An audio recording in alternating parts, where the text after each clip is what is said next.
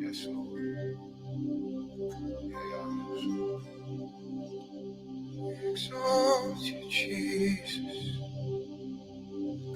You're worthy, Lord. You're worthy of all the glory, honor, and praise.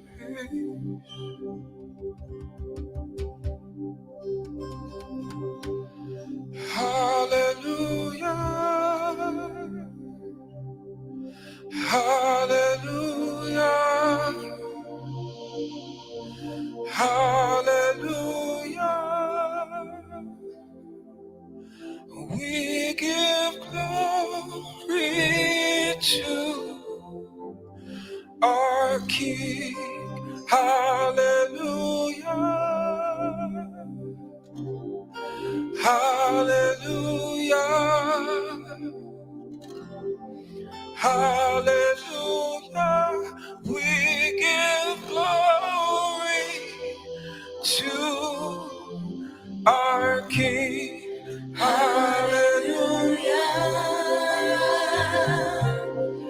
Hallelujah.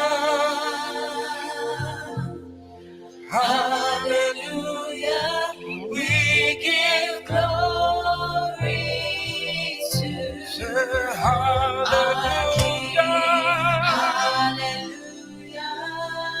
Hallelujah. Hallelujah. Hallelujah.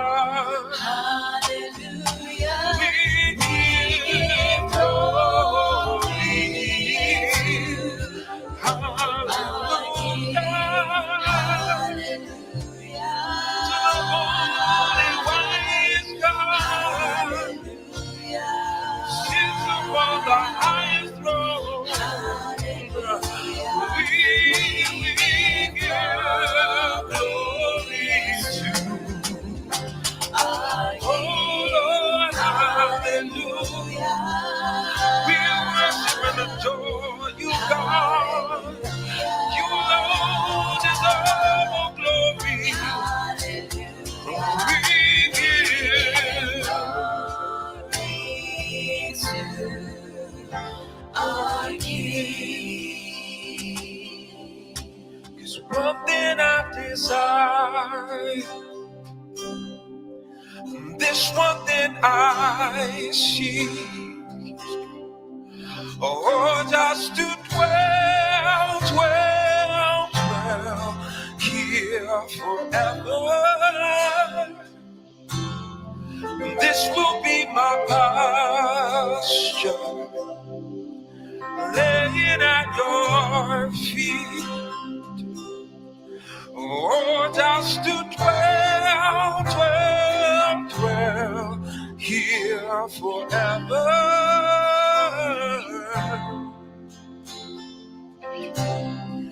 Dearest Father, closest friend, most beautiful,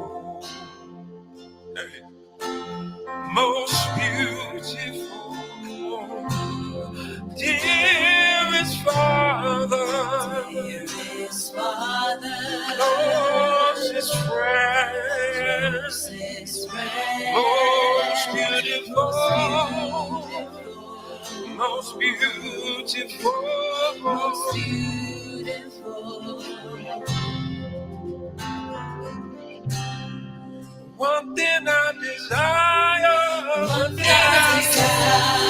this one thing I.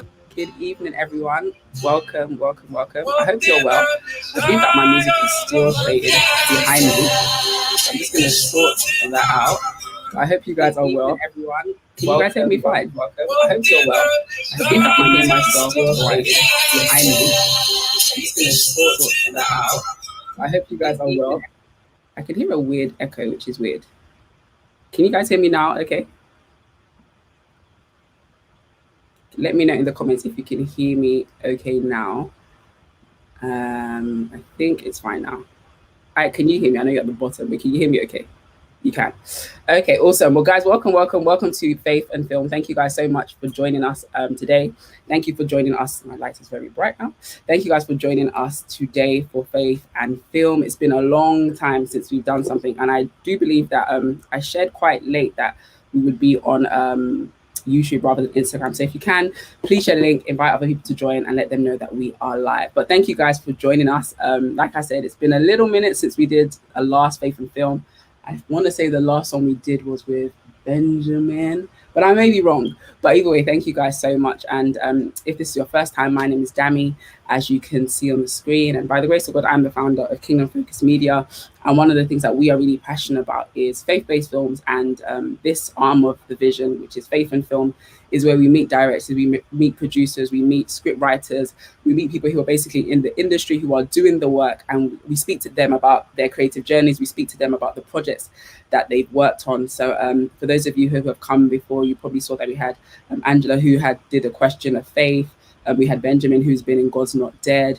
We had, his name escapes me now, but from Breakthrough, John from Breakthrough. Yes, we had the real life person, not the character, from Breakthrough. So we've had, thank you. Now we've had a wide range of people who've joined us. So it's been fun to hear their stories, to hear the journeys, and sometimes when you hear the backstory, you understand the glory, because sometimes you see the film and you're like, oh my gosh, it was amazing, and then they tell you like how it came to be, and you appreciate it even more. So this is another edition, and I'm really excited today because I have with me joining Iyke, who is the founder of HS Ideas. I won't say too much because I believe people should introduce themselves as they would, but I was blessed to meet him when I went to Israel. I want to say in 2019, but because of lockdown, dates just feel far, but I think it was 2019. When I went to Israel to be an extra camera operator, and he's been an absolute blessing to me and an absolute blessing to the kingdom. So I'm excited to have him here today to talk about the film that you're all probably here to see, which is called The Boy Who Ran. But I don't want to say too much because I'm already saying too much. So I'm gonna bring him on, and guys, in the comments, I know we can't see you, we can't hear you, but use your emojis, clap of the hands, hooray, hurrah, to make him feel welcome. So welcome in Iyke. I'm gonna add him on. Hey. Hi, Iyke. Oh, yeah. Hello. I know Iyke doesn't normally do interview, guys, so it's an absolute privilege to have him. So I would really appreciate your claps in the comments. I can see all of you, whether you're on Facebook or YouTube. So just give him a clap, give an emoji, make him feel really welcome. But yes, thank you, Iyke, so much for joining us today. But like I said, just welcome. Let us. Who are you? All right. I know you're a child of God. Yeah, that's where I was going to start. All right. I just remember overcome. Who are you? Who are you? Yes. So I'm Iyke. I am a child of God. I'm a husband. I'm a father. I'm a filmmaker. I'm an entrepreneur. I do a lot of things. But yes, I'm the director of HS Ideas. In relation to this live, I'm the director of HS Ideas, the founder and director of HS Ideas, which is a production company that does a lot of different kind of projects, but where it's headed towards is to focus purely and solely on faith-based films. So we are on that journey, and we've begun that journey now. So that's pretty much me. Amazing. Yes. So guys, you've heard that he's begun that journey now. And for those of you who may have not, maybe you've just come on because you've seen this. The reason why we're here today is because, as you can see at the bottom there, The Boy Who Ran, which was a short film that I was able and privileged to work with Icon. So we're going to be talking literally about that journey. But we've got a trailer that we're going to throw in. You guys will come early, so you guys get to see it. Maybe I'll play it again at the end for the people that trailed in. But just before we go in, what would you say this film, obviously it's just a trailer, guys, it's not the whole film, 28th of August. But for those who are watching this film, what is it that you wanted? Because he's also the writer and the director. What is it that you want or would hope that this film would communicate to people? A number of things, but I think one of the key things is just that is that God sees your pain, right? I think that's one thing, is that God sees your pain, and also in the midst of your pain, it doesn't shake God's faithfulness or His understanding. It doesn't necessarily mean that either you're weak in faith or you are, lacking faith, or you're, something. I think it's the whole thing is to kind of give some sort of encouragement to people and hope that sometimes your purpose is found through your pain. right? It's a thing that many of us run away from sometimes. All of us want to run away from pain from the most part. But yeah, so that's one of the main things, is that even in the midst of it, God is still there. God is still faithful. God is still God. That's one of the key things I want people to draw from this film. Yeah. I love that, guys. If you didn't hear that, he says sometimes your purpose is found through your pain. Yeah, let's just have a stellar moment there. honestly. So we're gonna show you the trailer now. It's only a minute long, if that. So enjoy it, and then I'm gonna come back and get straight in. But I want to give you a taster so you can see where we're coming from. So, guys, get ready, get your popcorn, if you will, and we'll be back in a second. I have refined you, but not as silver. I have tried you and tested your faith. It is more precious than gold. Mikey, before he formed you in Mummy's womb, he knew you.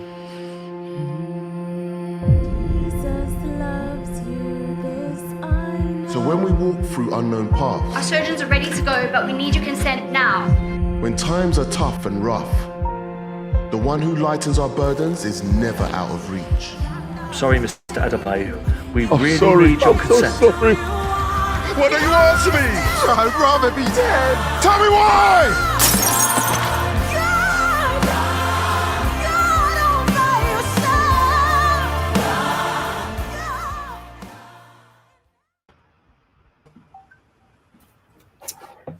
Guys, another round of applause there. So that was the trailer.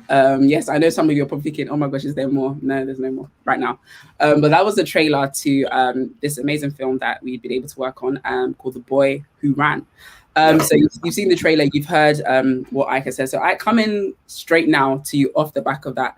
Yes. I know obviously you said faith-based films is now something that you're getting into, but what in the summer of July, when you were at home in isolation, made you think, I want to make a short film and I want to reach out to others? What was it? What was happening in that isolation, lockdown? You can't go out, that you wanted to go out and produce. What was happening? I was running. I was running. No pun intended. Yeah, I was running a lot. No pun intended. So I think so I've always had a burden and a desire and a passion to tell stories, right? To share stories. And I remember getting one of my first major cameras. Well, actually, I had a lot of major cameras, but when I got a camera, I think about 4 years ago or so, it was a bit of an investment. It was my first brand new camera, I guess, yeah. as opposed to like fairly used and all of that and hired.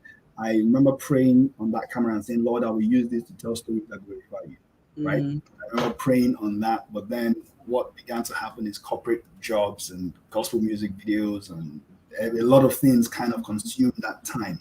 Yeah. So it felt like I didn't have enough time. I believe I could have carved out the time. It was a priority issue. So I was focusing more on all these other stuff. And then I was using, let's say, because I've shot a lot of gospel music videos now for artists. So what happens is they come with a project and then I end up using that song and that opportunity as a medium to tell the stories I want to tell. That was like a safe out.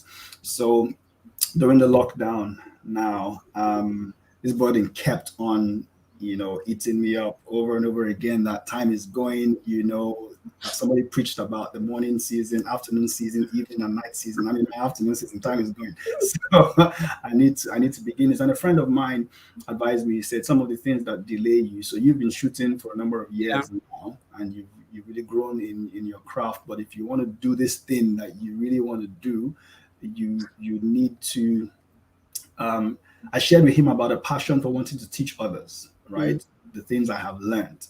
And he said, perhaps through that teaching, you will get to shoot your film, right? That's one of the things that he said. And he said that some people's destinies are being delayed because of my disobedience and my delay.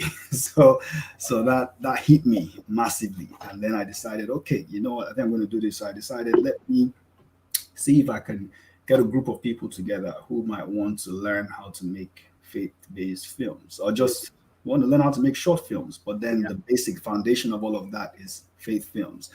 Without the cheese as much as we possibly can, without the cliche as much as we possibly can, because obviously there's a stereotype and all of that. So I got this group you were involved in, and a few other people, and I began to pour out what I knew. I really enjoyed doing that. It just brings me so much joy in a strange way. But at the same time, the group kept me accountable. So when I wanted to run, I realized, man, I have people who, who are waiting on me to shoot this thing. And it was meant to be 2 to 6. How many days was it? I don't remember. It was meant to be a short space of time for us to write, shoot, and edit a short film, very, very short film. And then I remember from 5 days or 2 weeks or whatever, 6 months later, my wife told me, look at the calendar. Looked at it. She said, you've been keeping these people for 6 months. I said, no, it's only been a month. I said 6 months. And then I just felt a rush over me. I was like, wow, okay, we need to push this now. So the group kept me accountable. I'd always wanted to do what I wanted to do, but then using that, I used the opportunity to share knowledge because I love to do that. And in the process, everybody in the group kept me accountable without necessarily realizing they were doing that. And that's what pushing us over the edge. The final excuse was that there was no money. And then a good friend of mine came and gave me half the money. So there was no more excuses. When God just takes away every excuse, God, I've only got this in my hand. Lord, I've only got this. And he continues to bless and you're like, okay, now I can't use that one. And then I don't have any. He brings people, he brings resources. I love it. And I think, like I rightfully said, I was part of that team. And I remember seeing it. And for anyone who follows KF Media, you know that a big part of what we love is faith-based film. Part of this vision was birthed because in the UK, I couldn't see anything. Every time I want to watch a film, and to some extent still now, it's America. It's like, oh, what's the latest film coming in America? I'm always speaking to distributors, and then I'm trying to find who in the UK has access to this film and trying to think, can I get access to it? So when I saw this come up in the summer, I was just like, oh my gosh, God, this must be, I've never really met anyone that says they want to do specifically faith-based films. It's like, film. So I was really excited. So I was just like, I'm all in. And I will probably expose me later in this interview about how that all went down. No, let's say everything. So obviously you had, like you rightfully said, I guess when it comes to filmmaking and producing any type of thing, of course, there's a whole planning process. Like I said, there's the pre-production, there's the production itself, and then there's obviously post. And for some people, like pre-production, they're like, yes. For some people, production, they're like, yes. And some people all through, and some people disappear. I will expose me soon, guys. So the pre-production part, like you said, there wasn't really a budget. And like I said, he advertised this, guys, as 5 weeks, 5 days. We're going to write this script. We're going to film. And I was like, 5 days, 5 weeks, that's cool. But obviously 5 days turned to 20 days, 2 months, 3 months, 6 months. I was like, I'm still going back to uni also. Are we gonna do it soon? But for you, what was that journey? What was the I guess, because you had the idea and obviously seeing it come was like amazing, but what were some of the challenges that you found, even in your own idea of the 5 days and the whole project? First of all, I know that I definitely underestimated the work. So I've done a lot of projects. I've shot a lot of projects, but remember I was hiding under the banner of or gospel music videos. There's funding for that. There's pressure already because they need it done at a certain time. I give them contracts. I have to deliver all of that stuff. So I was hiding under all of that. But then this was different. This was now a passion project. This was a purpose project. It had nothing to do with business anymore. And I then began to find, as I was writing initially, I think one of the struggles was that I just wanted to get a story that is meaningful and that really touches lives. So there was tweaking and changing little bits here and there, dialogue. I don't write that much. I think I know how to, but it's not necessarily my call, if that makes sense. So I think that one of the struggles was just getting through that script and also just keeping some sort of routine fixed to get through. Sometimes spending a week, like a day, a week, right? So that sometimes obviously slowed things down a lot. But anytime I gave it a lot of time, like I sat down, dedicated time, things were flowing. So it was quite evident that God was ready to give inspiration, but for some reason running, which I still can't fully explain. Sometimes it is a matter of it's fear of the unknown, or sometimes it is excuses, or sometimes it is all these different excuses, no funding, no this, no that. So I'm afraid of not being able to break through before you even start. You know, Wow. thinking of the end, like you know, I'm not going to be able to cross this mountain, so there's no point taking the first step. Yeah. That whole thing can paralyze somebody before they even take the first step. A friend of mine calls it paralysis by analysis. You're just thinking about all of that. So the thing really, I think that was one of the issues. They kept on slowing me down. That was definitely one of the challenges on the pre-production side, just writing and trying to get this stuff from. We had our meetings once a week, so that was really good, because even if for some reason I'm not able to write, then we had it on Thursdays. Wednesday evening, I'll write something. Yes. You know, when you know the deadlines come in, you're like, because I know that these people are you know, depending on us moving forward, depending on me to kind of steer the ship. So I write something, and it was taking shape, but just at a slower pace. Looking at it now, if I gave it the time it required, the script would have probably been written in maybe about, I don't know, a month or two. yeah. I think. Yeah. No, that's amazing. Because I think, like I said, you know, I was part of that team, and we'll come back and I could come and share, be like what he's written, and we'll look and be like, I think that part works. And I found that in that stage that I really enjoyed that, like just analyzing, being critical, be like, okay, yeah, I think that works. Like the storyline, this. I think at one point I was like, I think you'd be a writer, and I was like, I don't know, I probably can write, but again, like I said, giving yourself, I think even me just learning, like being disciplined to give yourself. To discipline yourself to do what's been assigned to you is so tricky. And most times I think a lot of us, we lack in discipline. That's what it is. Like once you get past the excuses, it's actually just a lack of discipline. Because if you said, like, I put my laptop down and I said, I'm going to do this in an hour, focus, undistracted, you'll be surprised what actually comes out of that. You were going to say something.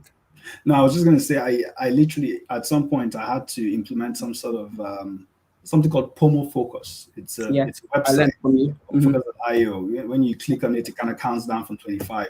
And when I did that, so I focused on the work I was doing, then the alarm rings after 25 minutes. There's this sense of joy that, wow, I gave that 25 straight minutes, because it's so easy to get distracted today. One ring on your phone, one ping, this and that. So it's very, very easy. That's the issues we're having at the moment, you know, in our generation. It's just tons of distraction. So even if it's not the phone, there's a lot of other things that can easily take 100%. It's important. I believe that God has I believe from scripture that God wants to pour out such a massive blessing on each and every one of us with ideas. Everybody's unique in their giftings, you know, and God wants to pour that out. But unfortunately, I think a lot of people take all of that to their grave and not actually do anything with it.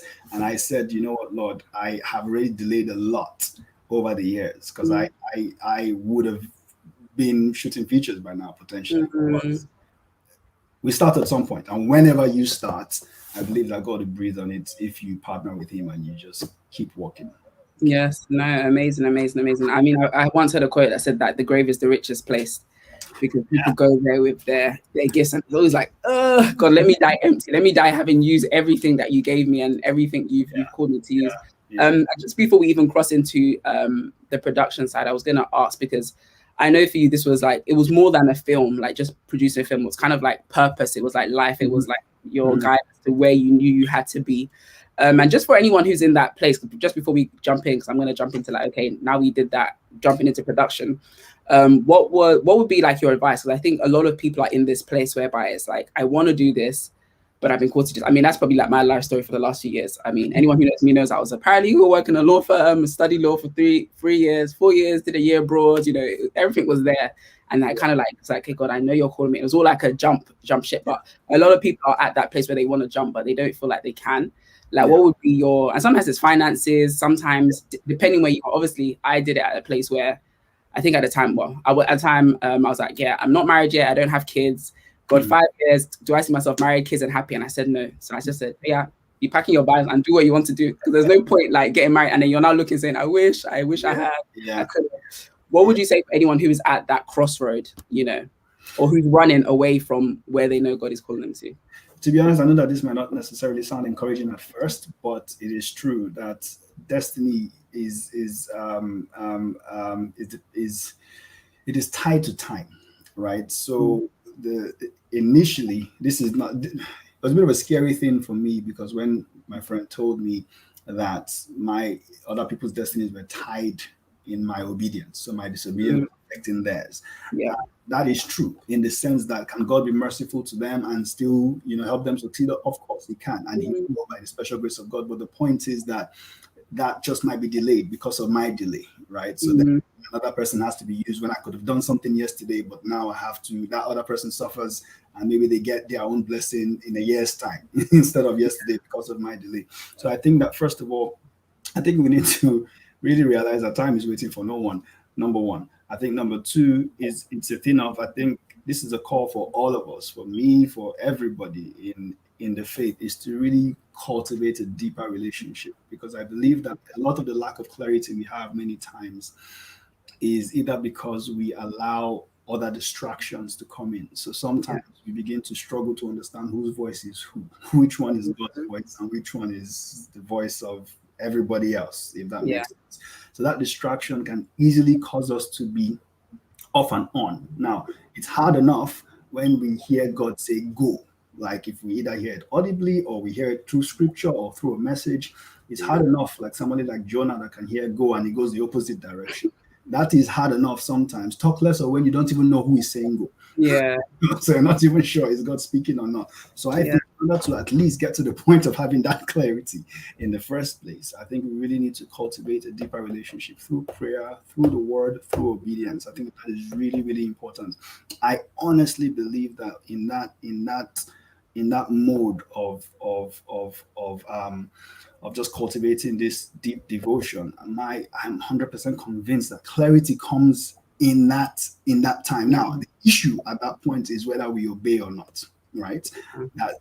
That's the point, is whether we obey that instruction or not. And it doesn't. So I have experienced this over the years of just being confused as to, okay, Lord, when should I start, or this or that? But I think all of us innately know what we have a desire to do, because people need to find their gifts, number one, by the I think that God has placed desires in each and every one of us. God has placed innate gifts or abilities that some people are born and before they're 3 years old, they can draw so easily. I don't know how to draw. That's not my gifting. So everything that God says, every good gift comes from God. He has made each and every one of us unique. So if those things are already placed in an individual and there is a desire for that thing, I really believe that is part. It might be seasonal, but that is part of what God has called one to do, even in that season, even if it changes later on. But in that season, the problem, I think, is obedience. And I think that is really just a decision, but it can probably only come, through prayer and action, literally asking God, Lord, help me, because I had to put this in prayer. This thing has been in prayer right from the beginning. The film, I had my parents-in-law praying, I had my mom praying, had some of my mentors praying, had a lot of people praying in the background for this film. So it had to happen. It's beyond just shooting a creative work of art or something. It's meant to really touch lives, and no matter how creative you are, without God breathing on it, it's not going to touch anybody, So all that was going on in the background. But that's kind of So basically, back to the original question, just for anybody who is in that position of just trying to decide like how to move or what decision to take. I honestly believe that the first thing one should do is to not just rely on their thinking, on their brain, because if it's not worked this long, if they've been thinking for so long and they haven't been able to make a move, then we'll probably need to go to our knees, and maybe search the scriptures and just go deeper there. That is a thing I am doing daily because I believe that in that place, clarity will come. I don't think there's any shortcut to it. So I think it's important for us to really start from a place of our knees, and we'll be able to, I believe, if somebody said something along the lines of on your knees, in prayer, it's synonymous with standing on top of a mountain and seeing walls around you. No, I love that. Thank you for sharing that. Yeah, I think it's so key. Everything you said, I have nothing to add, but yes, obedience is key, because once you receive the instruction, like you said, is a choice, is what you do with that. God has spoken, you've said, now you have to now act. Like faith without works is dead. So yes, and faith in itself will always have its risk, if you want to put it like that. There's always going to be something you'll be like, oh, but what if this, but what if you do it and everything that I said will happen? Like, how about if you think like that? So no, thank you for sharing that. So of course you guys have heard some of the challenges. These were not all the challenges, but some of the challenges, at least in that stage of. There's a lot. There's a lot, yeah. Just the ideas, being disciplined, the obedience to do it. Obviously working with a team as well. How was it working with? Just before I even go on, how was it working with a mixed team? Because obviously, for you had this burning passion, and sometimes you have this burning passion, but people around you have the passion, but maybe it's not the same, or they don't even have the skill set to maybe match what you're seeing. You had a range of people in the group. Do you understand? Some people that were just there to learn, or some people that just there. How was it working with? So it was okay for me. Why? Because number one, I love to teach anyway, right? Because after this film comes out, there's probably going to be another session I'm going to start again to create another film. So there is a joy there. So even if somebody doesn't have the gifting or the talent or or the skill, if they're willing to learn, if they're willing to, and I noticed that in all of you guys were passionate, you guys were running for it. Disappeared at some point, but for some part of the shade is coming, guys. So anytime everybody came on board, everybody was passionate in what they knew how to do, and then people lacked the skill to do certain things. But that's fine, because as long as they want to learn and they're really willing to learn, that's never a hindrance for me, because there's always joy in sharing, in teaching. And then because I believe that the more you teach, the more you know. There's just this thing when I don't know, it almost feels like some sort of a spiritual law. It feels like as you let it out, there's more, God can fill you back with more. That's just a thing in my mind. But yeah, so it was a really good experience. Nothing negative about it whatsoever. In terms of the pre-production and production, apart from all the other things I talked about, where the issue came was in post-production. But we'll talk about that. We will talk about that. I want Ike to release these burdens of his chest. We'll talk about, because guys, there's stages when it comes to filmmaking. There's the pre-bit, there's the planning, there's the writing, there's the scripting, there's the location bits, and of course, I think with this film, if I can say, it was like a blessing, because I know in terms of like finding a location, for instance, because imagine guys, you've got an idea. It's just like a way to say, I've got an idea for a film.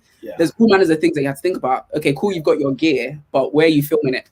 Who is going to be involved in this film? Who's gonna? There's so many things. There's sound, there's directing, there's the actual deal. I actually forgot some of the problems actually. Yeah, what was, because there was angles. I think because the whole thing is complete, I need to write everything down so I can actually go back. But yes, I think one of the major issues in pre-production was taking on the role of a producer.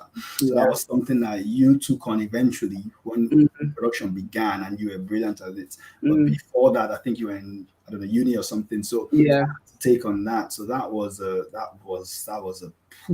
a big load to manage, to do that and still try to plan out the schedule for shooting. So I was effectively a director, or first assistant director, and I was also a producer, and I was also a runner and a transport, number of different things, everything. And then budget wise, when I put a spreadsheet together, I realized we were $3,000 over what we were supposed to spend. This whole thing was supposed to be a 5-minute short film. That's where it started from. I was meant to 5 minutes, 5 days, guys. 5 minutes. 5 minutes. And we were meant to spend £500, and we ended up going significantly higher than that. Definitely higher than that. So in the midst of that, just having people who were massive blessings. Somebody gave their home for free, somebody gave their school for free, and somebody gave their van for free and drove around, picking up stuff for me. So God really breathed on these things. But before it happened, there were moments of like, wow, is this thing going to work out? How am I going to do this? And then when God started bringing these helps from different places, I just thought, wow, it was so obvious that it was definitely not my strength. God was definitely 100% just saying, my son, why are you crying? Why are you worried? Just trust. I'm like, yes, I trust, but I need to see something. The butt of the faith. So that was one of the things behind the scenes. No, I love that. Because I think it's important that you guys see that. And I think when it comes to like producing maybe your first short film, you're probably going to wear more hats than you want to wear. Some people, you just want to be like, I'm the director. But like I rightfully said, he was the director, he was a producer. Because there was just some things in the midst of uni, I was just like, I'm looking for a few locations, and all these things were happening. But literally, he wore so many hats, I think, onto production, and things started shifting a bit. But I think understanding that when you're going to start something, it might feel like it's just you at first, but your obedience is what God looks upon. He sees that you're going, and if you're faithful with the little, then He'll bless you with the more. So I can definitely say we saw that, because I was just like, wow, oh my gosh, this came through, and that came through. When we had a house, and we had, by the way, guys, we had 2 houses that were beside each other that we could use, and we both both 2 houses. Totally free. 3 floors each. 3 floors each. 5 bedrooms in each or something like that. So that was Iyke was sleeping in one of them. If you read my caption, Iyke was camping. It was a whole project, guys. Like, and these houses were being renovated, so they weren't like, he had a bit, like, it was the sweat of it, but the obedience and being able to see the film, like, it really all pays off. So guys, you've heard some of the pre-production stuff, but if you guys have any questions, hi brother, I can see you in the comments there. It says, do you guys buy scripts? That's my big brother, Chef Daddy. Bro, we'll talk. He says I have a script. Hi bro. What is tedious being a producer, and was it tedious? Oh, so there's a question saying, was it tedious being a producer and director? Extremely. It's not an advisable thing to do at all. Some people might be able to manage it, but what happens is it seeps away from creativity, because what happens is, as a producer, you are responsible for making everything available for the director to direct, right? So it's you're liaising with the the location guys, you're liaising with the production designer, you're liaising with all these different. The whole point of a producer is to make all the phone calls, make sure all the rental equipment are present, make sure all the items, everything physical is present, and all that, it's all ready. So imagine, as a director, you're trying to think through the scene, and you're trying to think through, okay, I wonder if my actor is going to, you're thinking about all of that creatively, but then you're now also having to pick up the phone and start trying to call all these different things to make sure these things are there on time. It really seeps into creativity. So I know I definitely struggled with that 100%. At some point, I believe that from this film, even though it turned out really well, I really give God praise for that. But I believe that there's tons more that could have been done way better. Because, as I said, I've shot a lot of other videos, a lot of cinematic approaches that would have probably been taken in terms of how we move the camera and all of that stuff. Some of that stuff went out the window. We just thought, right, okay, we don't have time, because time became a problem. Because I was spending so much time producing before, I literally just had to creatively run into action during production itself. And if you don't plan properly, that would definitely affect the shoot. I think it's quite clear that pre-production, planning the shoot, is probably 80% there. If you can get that done well on every aspect, I think your shoot will go really well. So definitely, I wouldn't recommend it. Some people do it. Hats off to them. That's not my calling. Definitely not. Even me watching it back, like how I did it up until when and I was trying different bits, but it's actually a lot, because like you said, this, like, how it stifles your creativity to see what the shot will look like. The director just wants to look at how this story is going to visually appear. But if you're having to call the person who's going to be appearing it, like, your mind is just everywhere. I mean, it's like during production itself. So you came on and you literally embodied that role as a producer. When for the 5 days, I didn't have to think about that anymore. And you were really busy. You're making notes, you're writing things, you're calling this thing, or this prop was missing, that prop was missing. Oh, wow. You didn't have to make phone calls. The other location, we had to call them in time to let them know we're coming, because we hadn't booked it properly. So you had to make that phone. Imagine if I had to do while we are behind time.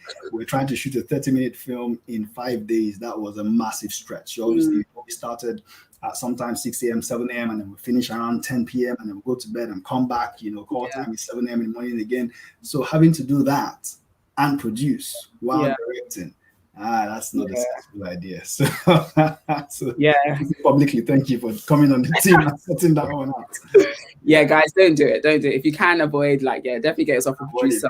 However, even if you can't, even if you don't have because that's one of the things I think people might struggle with, that, okay, we don't have the funds to get a producer, you can still make your film, right?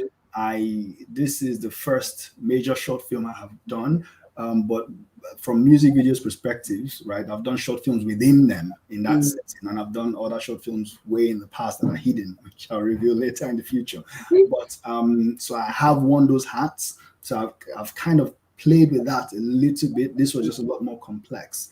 So I don't think that should be an excuse for somebody not to jump in, right? You don't have to go and shoot a film with, 2 airplanes crashing or something to give yourself that much headache. Just kind of work with what you have. I think people can actually still make stuff happen. And then as you said earlier, as one takes the step in obedience, the right people begin to come around slowly, surely. So guys, if you're still here and you're still in the comments awake, please give Ike a round of applause, because that stage right there was it was a lot of things. It was a lot of things, but amazing. Now you had the script. We'd bullied it down and said, okay, take away that, try to work out lullabies. Trying to work out what different aspects we wanted in the film, and we finally had a script and we were ready to go and produce it. And actually at the production stage, obviously now it's literally lights, camera, action. Everything is happening, everything is rolling in, the cast are coming through, they're writing, they're rehearsing, we're going in, we're shooting scenes by scenes. What would you say was one of the biggest challenges you faced during production? So when lights, camera, action, imagine you've been dreaming about this time, but what was one of the biggest things you think that was a challenge to you? There's a lot, but I think I would say two. I think two was kind of the highest. So even though I've worked with a lot of teams, I haven't worked with this scale of teams, right? So some of the teams here had worked with, Netflix movies and things like that. And then there were certain kind of questions that they asked that was a bit difficult for me to answer, right? So I think, so the challenge was, there were tons of questions, like almost every few minutes, somebody's asking, why do you want this? How do you want this? And so that's like, wow, so your brain is like, you're trying to direct, but you're constantly answering people's questions because they're trying to make it work for you, right? Yeah. So that was definitely one challenge, having answers. And even if you don't have the right answers sometimes, just at least giving them some sort of guide. Yeah. Some sort of guidance to follow, because they are meant to be professional in their field. So, and they're trying to make your vision come to life. So I know that was one challenge, making the right decisions at the right time. And I think another challenge was a little bit, in some way, directing professional actors. Right? I think that was a little bit of a challenge because, so I've worked with a number of actors before. I think these guys are probably the most professional I've worked with so far. So they did an amazingly good job.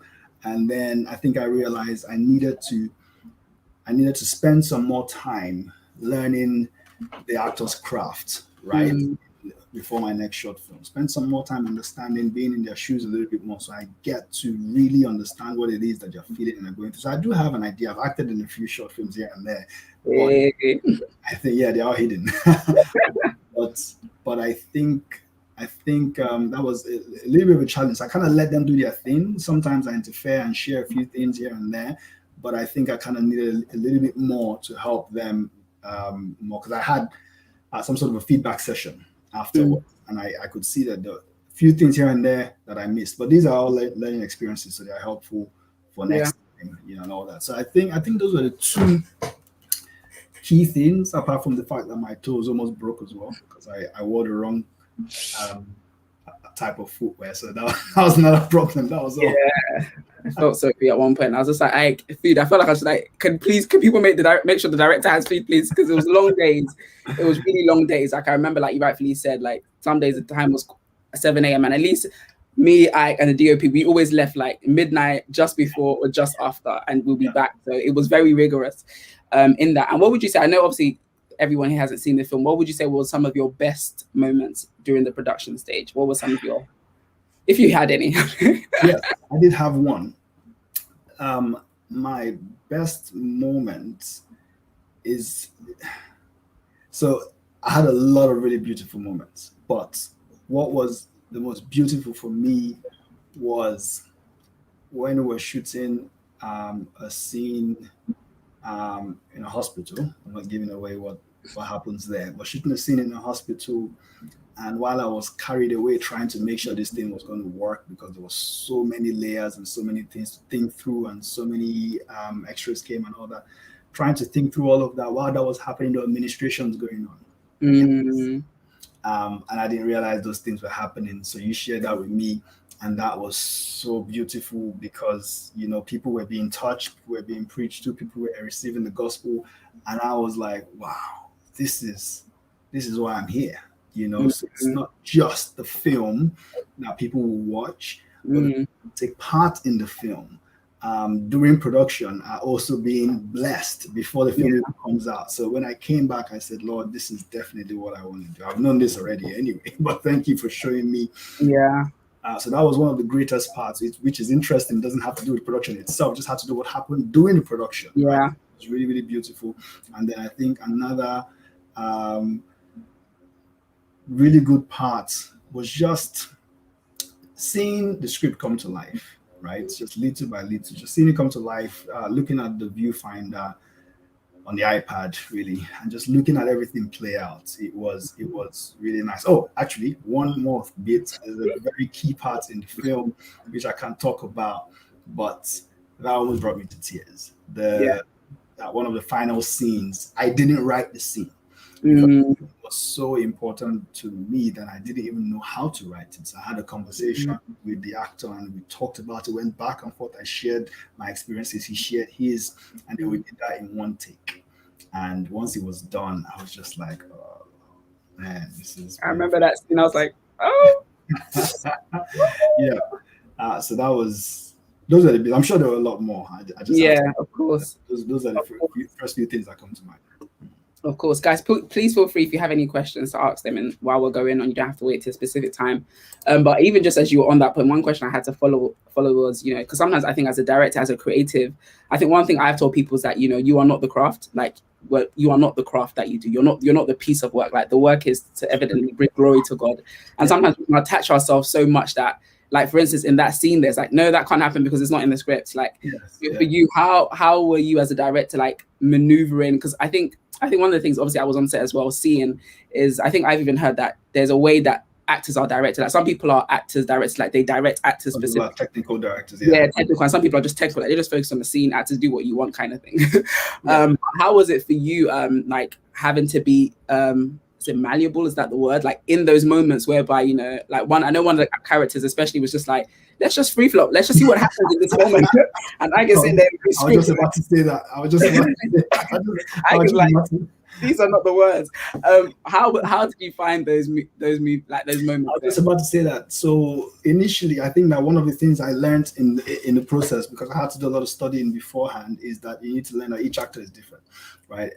All of them are very, very different. And the whole point of a film, it is collaborative, right? So no matter how great the script is, the actor needs to embody the character. No matter how great the actor is, the costume designer needs to put them in the right clothes. No matter how good they are, the production designer needs to get the right environment for them to be in. No matter how good all that is, if the lighting guy is useless, then everything will just come out looking orange or green or blue. So everybody needs to be really good in their area, and we need to give them the space to be that, right? So that's the whole thing here, is that the actors, I had to learn to give them the space to be that. But that doesn't mean it was easy, because I've written this thing and I see it a specific way in my head, and then when one of the actors says, let's just free flow, don't worry, the lines are just lines. I'm like, wait, what? So that was so I had moments when I was flexible with it, that okay, can work a little bit, but then I had moments where no, this has to stay. So I think overall it kind of kept to about 75% of the whole thing, and then like only about 25% kind of threw in a few slight different here and there. But I think that he kept to. That's just one actor. Everybody else stuck to their lines like verbatim, So, but it was it's good to go in with a humble heart, because you can get so rigid. Like, no, this is my script. This is the way it should be. You can't change it. You're not the writer, or you can't ad lib or whatever. But that might ruin the film. Yeah, you've written it, but you are not the actor. When the actor comes in and they're bringing their gifting and their experience, their craft to the table, and then when they begin to act, if you force them to do something that doesn't feel true to the character that they're playing, it will come out and not realistic anymore. So it has to be that kind of balance to give them that room, but at the same time not allow them free roam, because at the end of the day, you realize when I began to edit, some of that 25% I mentioned that were off, were slightly off book. When I began to edit, the challenge I had was, okay, you film one angle, you get the performance, then you film another angle, you're getting a totally different performance, and then you're trying to put it together in the edit, and you're thinking, wait, these are two different scenes entirely. Immediately I realized, okay, so one has to really learn to balance that act properly. Allow that thing to flow, then they need to stick to where they are so that they don't get lost or confused. So, Guys, there's so many layers to this thing, honestly. Because the thing is, you like you rightfully said, you'll film one scene and they're speaking like at a certain level, and then you flip the camera and now you're like, hey, you can't cut between those two. So there's actually so many layers, which I guess as you build and as you develop, like your team expands. Like you'd have a script supervisor being like, no, that's not. And when you're trying to, sometimes you miss those tiny things that then become a post. Okay, that didn't work, kind of thing. Oh, there are a lot of them. Honestly, I want to hide as much as possible. Yes, totally. Someone's asked a question. MJ's asked a question here. Said, following the last question, Dami asked about character free flowing. Would you work with an unbeliever actor, actress, even though they are able to, and you know they can translate the character well? And I think this is a good question because me and I, it's just about even like film and faith and what stance you take. So, yes. Very, very, very, very good question. So I've had the desire all my years of wanting to do film that I wanted to work with only actors who are believers, right? That's always been my desire. I wanted to do my faith-based films with only people who are believers, and I've always been on that. Now, has that changed? No. However, I think that it is not a rule or a law. I think it's a personal opinion or decision, right? I do not believe that this is what specifically, because remember, it's theater. You're acting. You are not, it depends on, I really believe that it depends on each individual.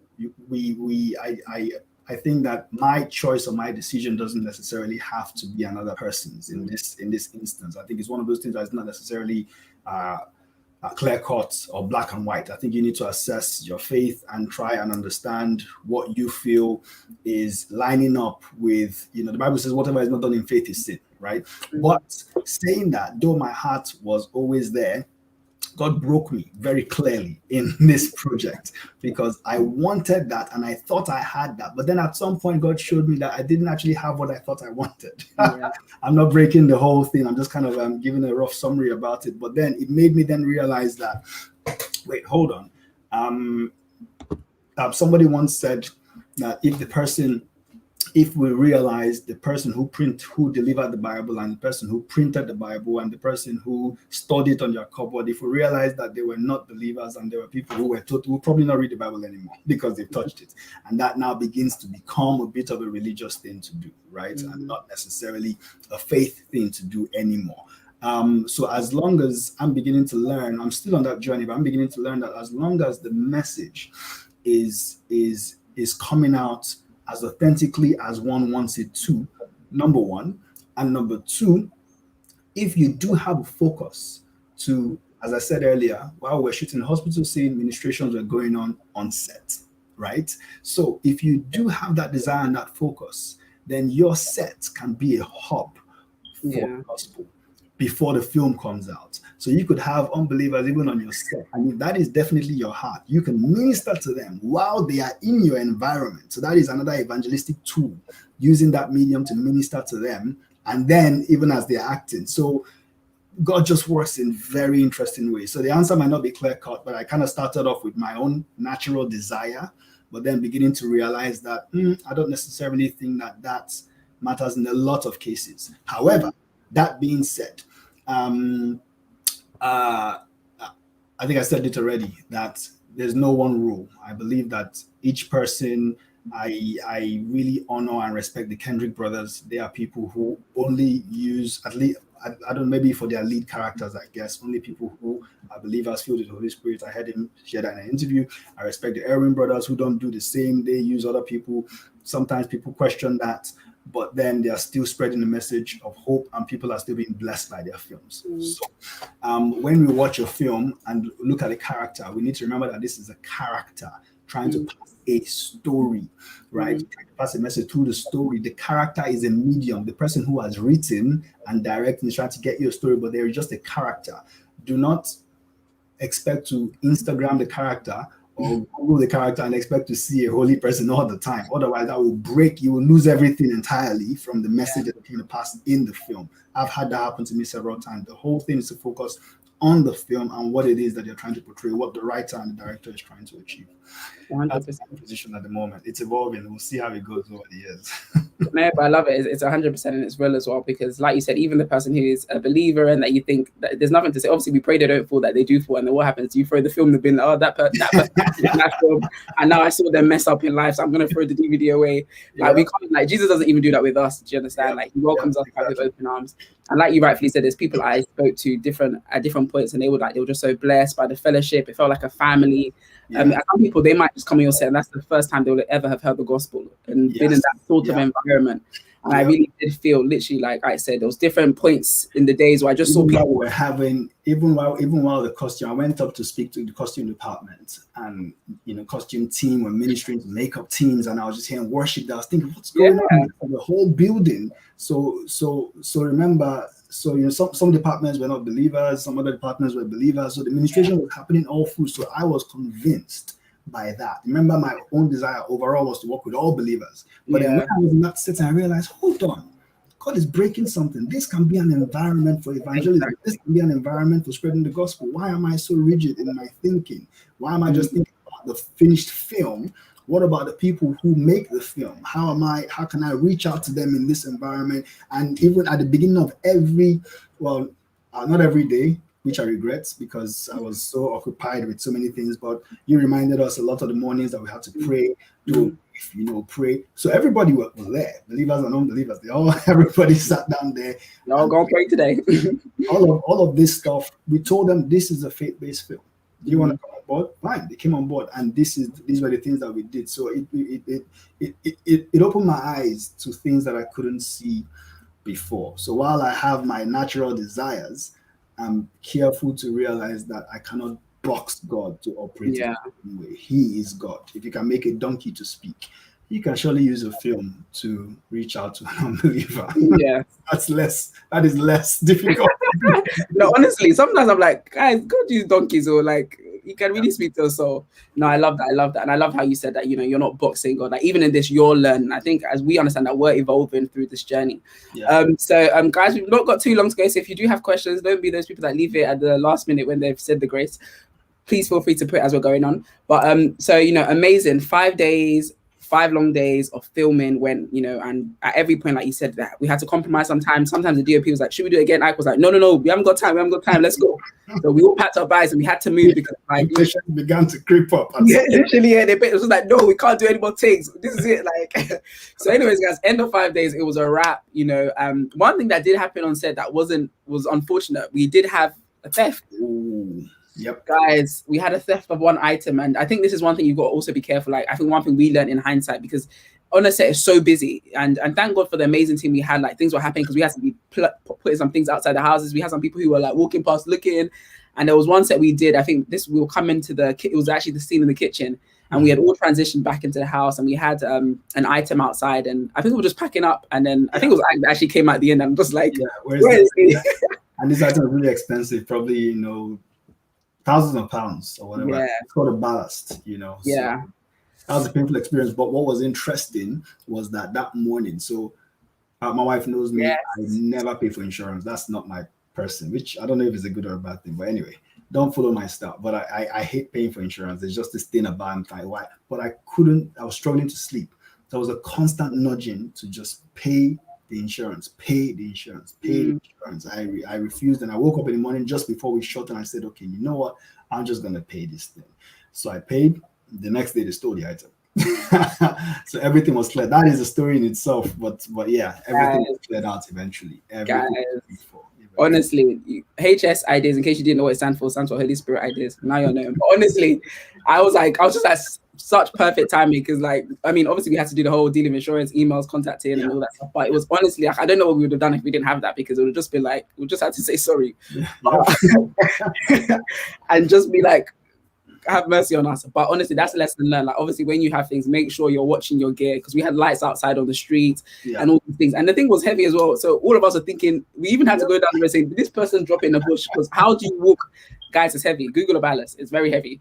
But whatever, we pray that the seed of whatever they were trying to get, that they met Jesus as they carried it. But, that was one thing I wanted to throw in there. But guys, we're coming around. So that was, we've spoken about pre-production, production, amazing 5 days, closed out. Obviously, then we had to do what you started at the beginning. You have to take all the items back.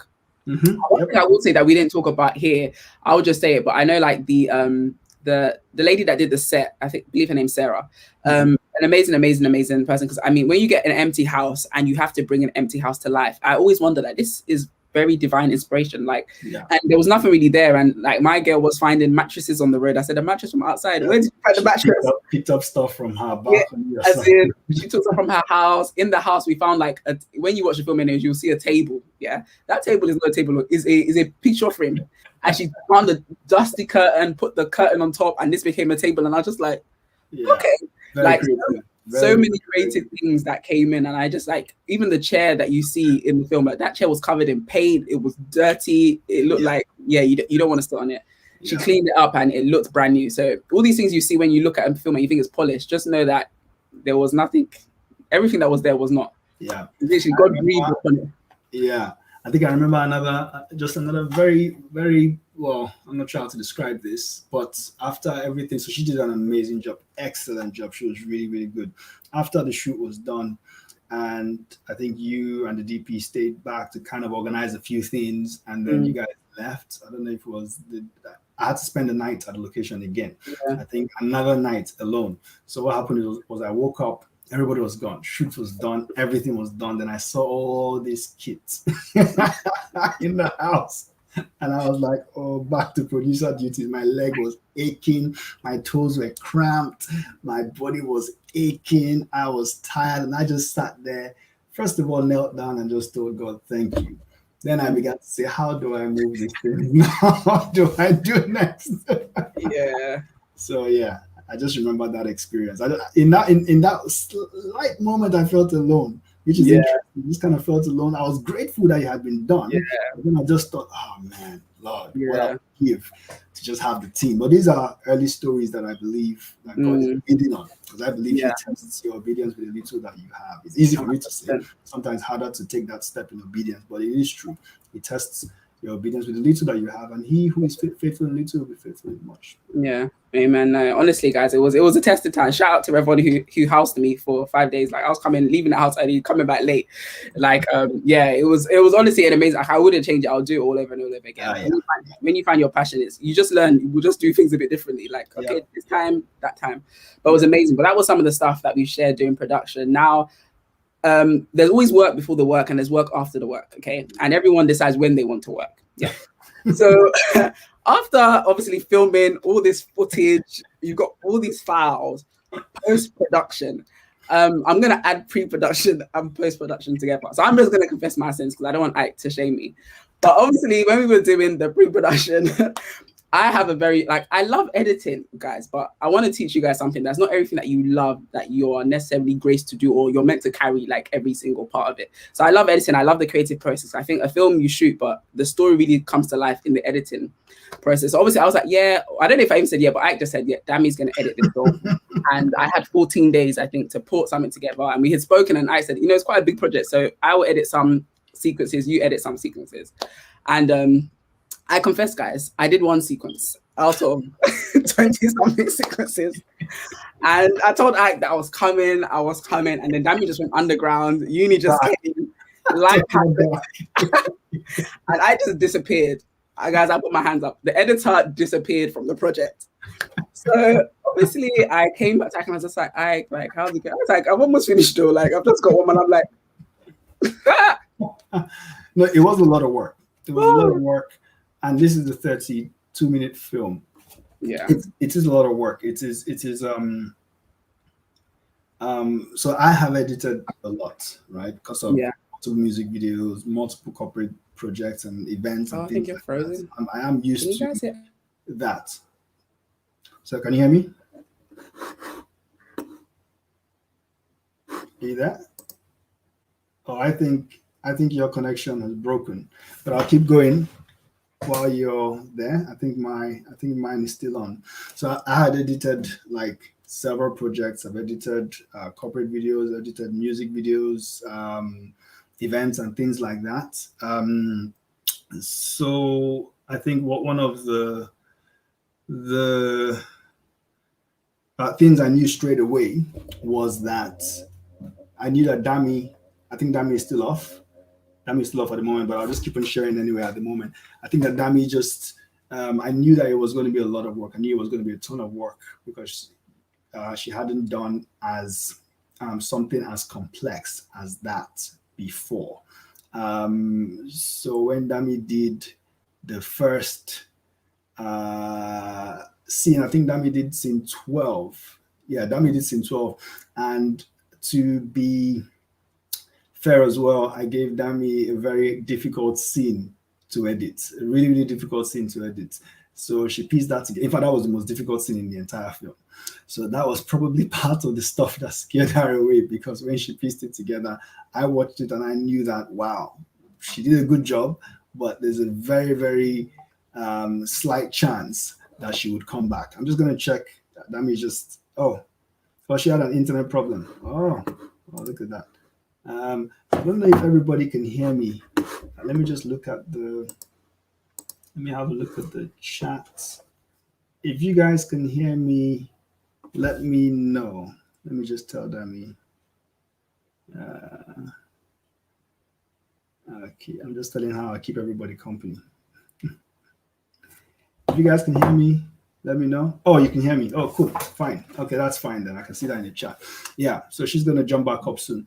But if you have any questions, feel free to throw it in there. I'll answer that here.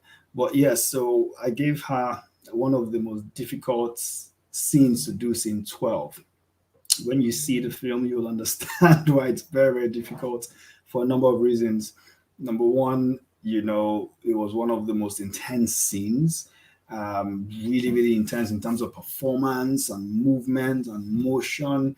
And because there was not enough time to properly plan out the scene, as I said, because I was wearing several hats.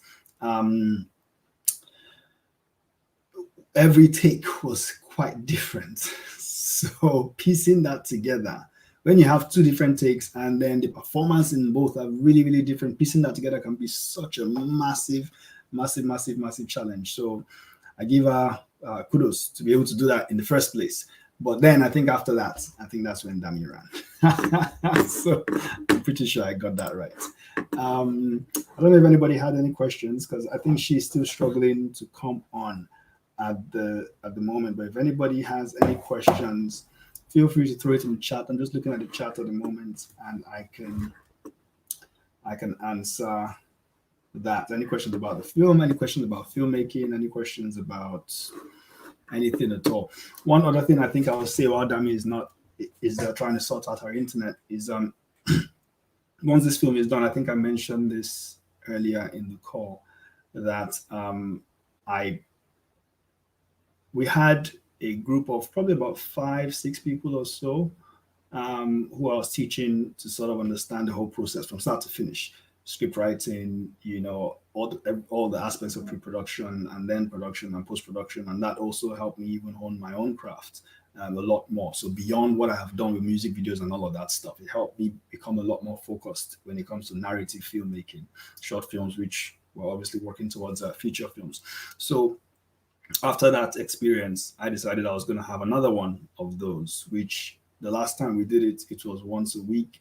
I think we did it on Thursdays at 11 o'clock. Everybody met for an hour and a half or so every week, going through everything from start to so I basically showed people the ropes on how to write, the formatting, the process, all of that stuff, what to think about, story arc, story structure, all of that kind of stuff. And then up until the point of production and assigning people their different roles. It was fun, but it's a lot. But in the process of doing that, definitely, I believe, helps for anybody who's interested in film. It definitely gives the person an all-round experience so that they can then decide what aspect they would like to work on.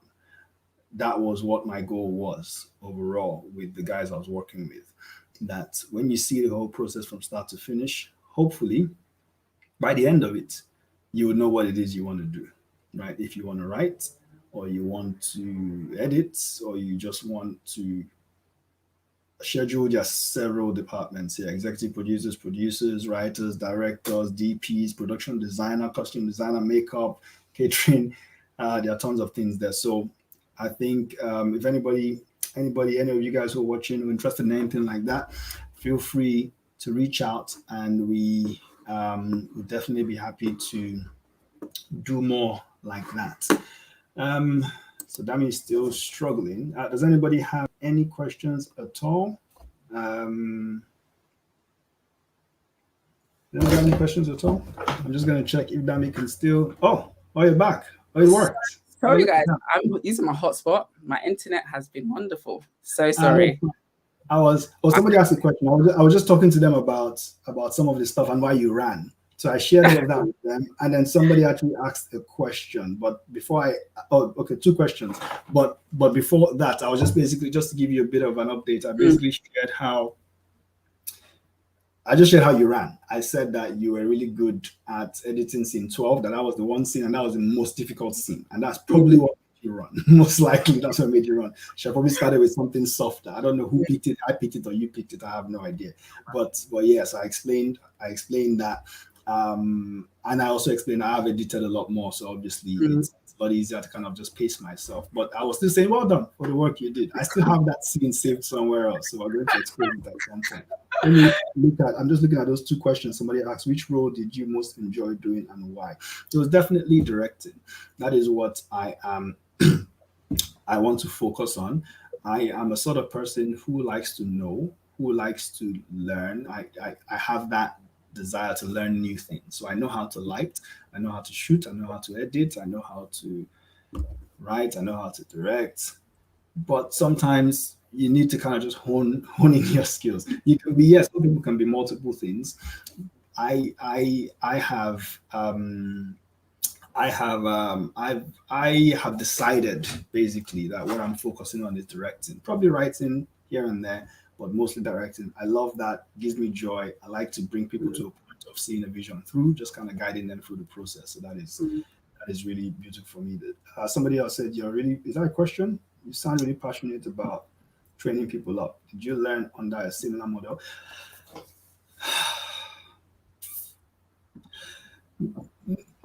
So I think the reason where that comes from is after secondary school, I schooled in Nigeria.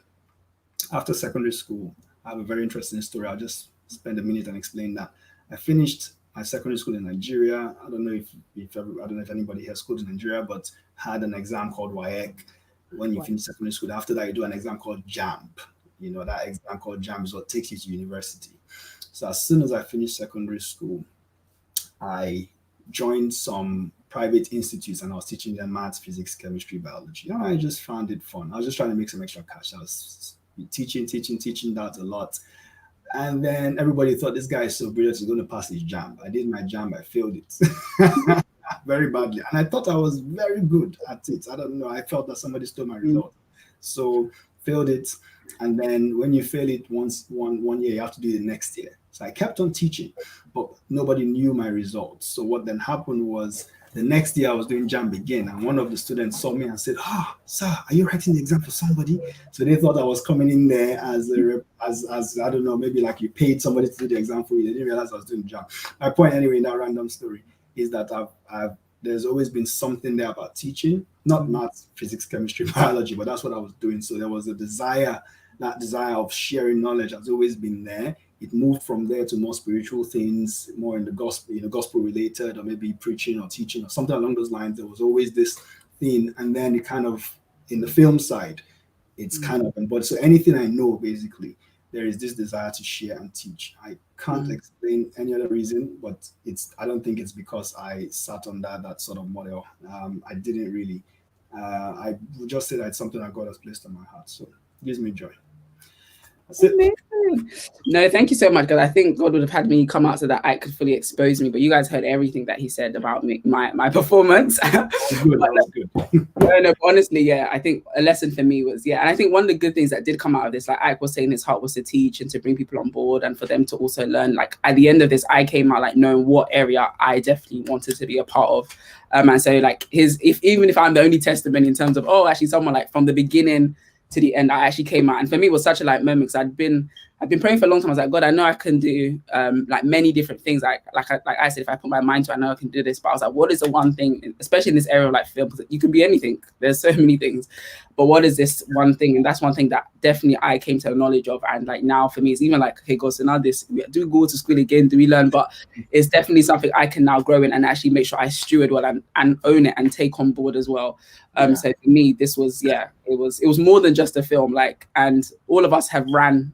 Like, I think for everyone here, we've all ran in different areas or ran with different things or even ran away from things. So I pray that when you actually see this film, when you see this film, it's a blessing. It's like a bigger message than even maybe the obvious message. There's so many layers to it.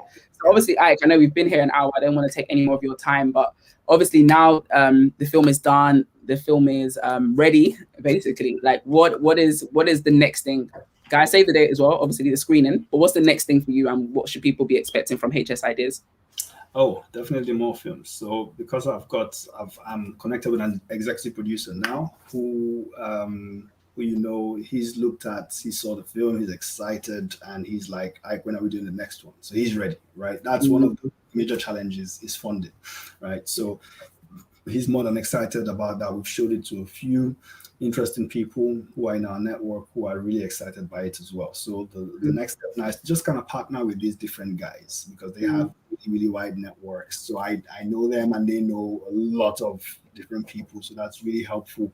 I believe that in itself is a blessing, right? It's like, somebody calls it destiny helpers. So the next step is to just share more. So it's almost like, teaching. As a preacher, you teach every Sunday, Wednesday, and whenever you have conversations with people, you're just sharing, you're teaching, you're trying to bring edification, you're trying to bring hope.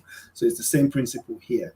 There is always something to share that will bring somebody one step closer to Christ or bring somebody to Christ, to share that gospel. So more films are coming. There are tons of stories already waiting. There's a film that has been waiting for 12 years. He has been waiting. I haven't felt that I was capable enough to shoot it yet. An aspect of running. And that is really, really, really, really big story that is waiting to be shot. So hopefully, perhaps that one might come out next year. Nah, amazing, guys. Like, absolutely follow HS Ideas on Instagram, YouTube, sign up to the YouTube page, like hsideas.com. You're going to be seeing more amazing content coming there. But like, honestly, like I said, this is not it. This was like the beginning of what is really to come. This is like a seed in the ground, but the harvest and the fruit that's going to come from it is going to be amazing. Like, I'm excited for the journey. Like I told Iyke at the end of it, like, I wasn't just here for like the lessons, I'm actually on board. Like, this is my heart. So to see someone else like have the same passion is like, oh my gosh. So honestly, really, really excited for those things to come. So like I said, the premiere is going to be on the 28th of August. I think I can share it here, but me and I were kind of speaking about an in-person one potentially happening. So for those of you who would like to see it with like this big screen, the sound, the engagement, have that feel, watch this space for more, but make sure you're following HS Ideas to get the latest on what will be happening, what is going on, and where the film will also be screening. So that's really, really, really, really exciting. I don't know if Iyke has any questions to ask myself, but we are, this is us coming to, I don't know if Iyke has any question. I said I was going to give you an option. I never really asked the person if they have a question, but. No questions. I guess the only thing is just how do you feel you're saying something about finding your purpose through this. How does that make you feel? So basically, in terms of everybody else, what did you learn from that, and what would you hope other people can pick up from that? I guess that's all. Yeah, I think one thing I will say is don't give up. I think sometimes when in the midst of what you may say as I feel confused, I don't know where I'm going, it's easy to just go back to what you know. Like a lot of people would just fold their hands and be like, maybe I did a really good job. Let me just go and find something. Let me just go and do what I know to do.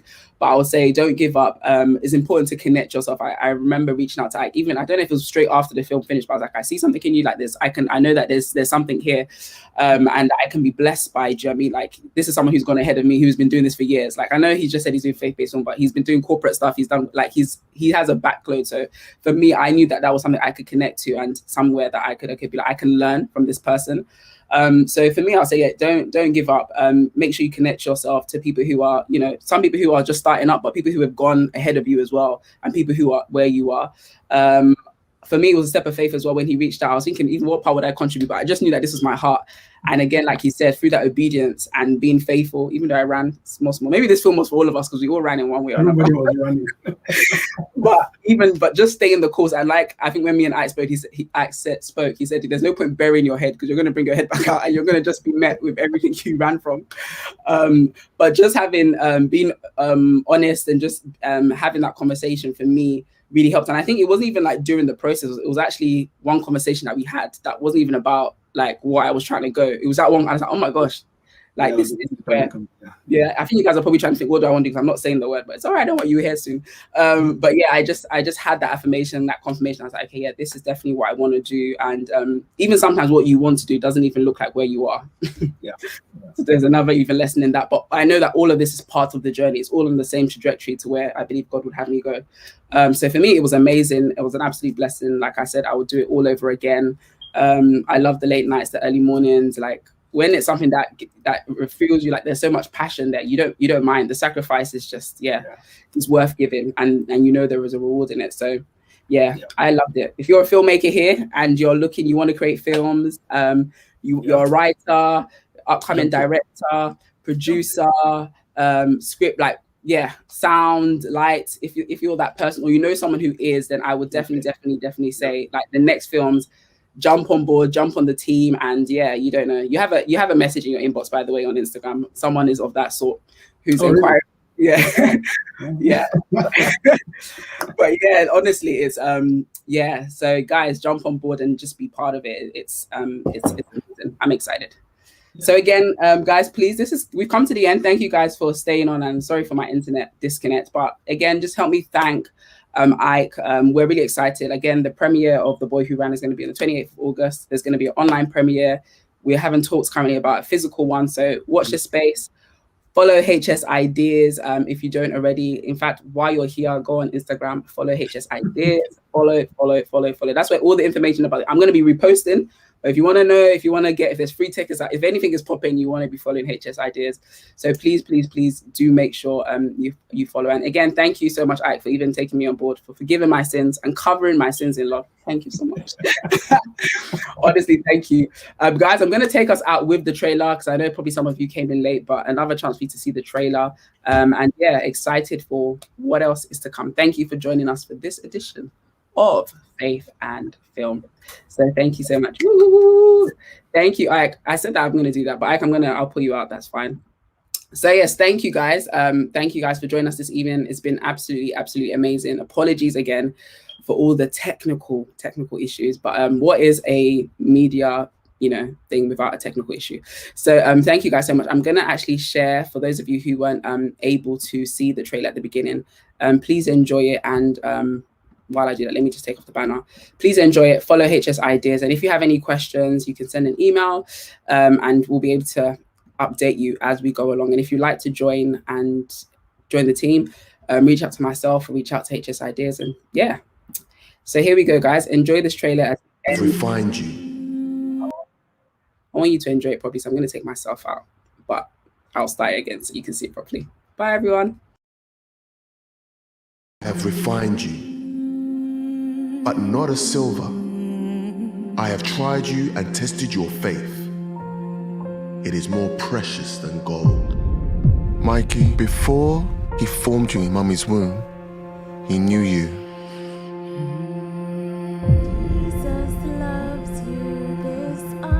So when we walk through unknown paths, Our surgeons are ready to go, but we need your consent now. when times are tough and rough, the one who lightens our burdens is never out of reach. Sorry, Mr. Adebayo.